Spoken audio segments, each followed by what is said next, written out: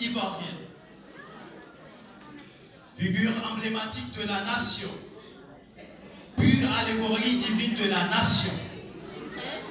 Si nos vénéreux aïeux ressuscités à l'improviste, quelle ne serait pas leur satisfaction de voir leurs descendants réunis en une place, en l'honneur et en besoin d'une Côte d'Ivoire révélée?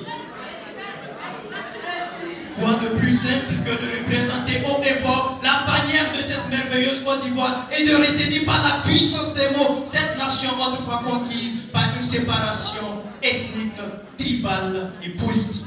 Pas besoin d'aucune permission pour me rendre petit et vous transmettre l'honneur, gratitude ainsi que mes profondes reconnaissances, ainsi que mes plus profondes révérences à votre égard. Ivoirienne, Ivoirien, la résidence du juste est assaillie. La cruche de la famille est encore vide.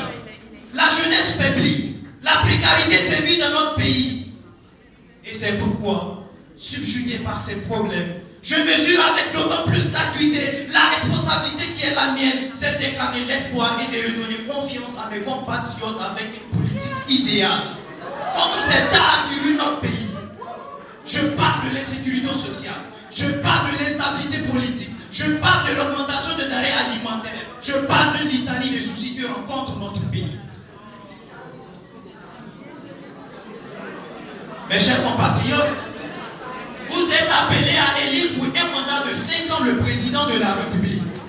À cette occasion, je me présente devant vous pour demander vos suffrages et réclamer votre confiance, afin que votre choix reflète votre espoir et non votre peur, comme le disait Nelson Mandela. Mesdames et messieurs, Ivoiriennes, Ivoiriens, si être président de la République, c'est assumer la plénitude des prérogatives constitutionnelles prévues pour cette fonction et vous servir et non me servir, alors je serai votre magistrat afin de vous restituer ce qui vous revient de droit, car gérer ce pays n'est pas un geste de charité, mais un acte de justice. Je serai votre économiste afin de faire la répartition équitable de la richesse de notre pays, car développer ce pays n'est pas un geste de charité, mais un acte de parcimonie. Je serai votre médecin afin de guérir toutes ces plaies qui détruisent notre destin, car développer ce pays n'est pas un geste de charité, mais un devoir pour la patrie.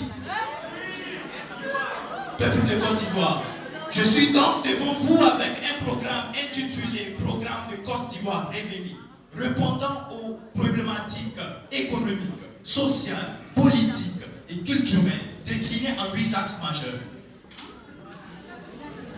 D'abord, la Côte d'Ivoire ayant besoin d'institutions plus fortes, autant que plus d'hommes forts, je m'engage à consolider, à renforcer les institutions, à les rendre démocratiques, plus fortes et durables, car la République a besoin de sa respectabilité.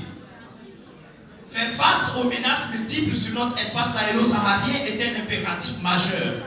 C'est pour cela que j'entends et je mobiliserai la sécurité des personnes et des biens sur toute l'étendue du territoire national, parce que la paix est un véritable levier sans lequel il n'y a pas de développement.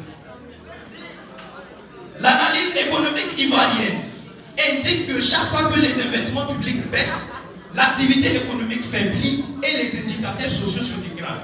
C'est pourquoi j'entends mobiliser plus de 25 000 milliards de francs CFA sur la période du quinquennat par l'action de moyens conjugués de 10% de PIB, d'une amélioration du rendement fiscal, d'une dépense publique plus efficace et d'un accroissement des ressources extérieures et intérieures. Plus de 900 milliards de francs CFA à l'agriculture et à l'élevage afin d'assurer d'une part la sécurité alimentaire à travers l'initiative INI. Les Ivoiriens nourrissent les Ivoiriens.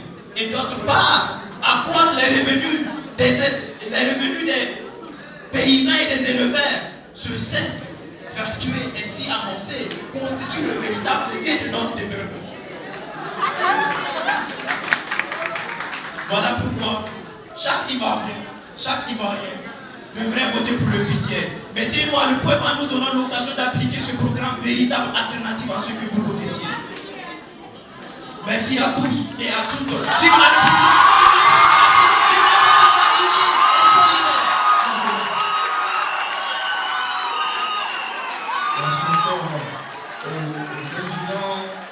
de l'équipe de Grand.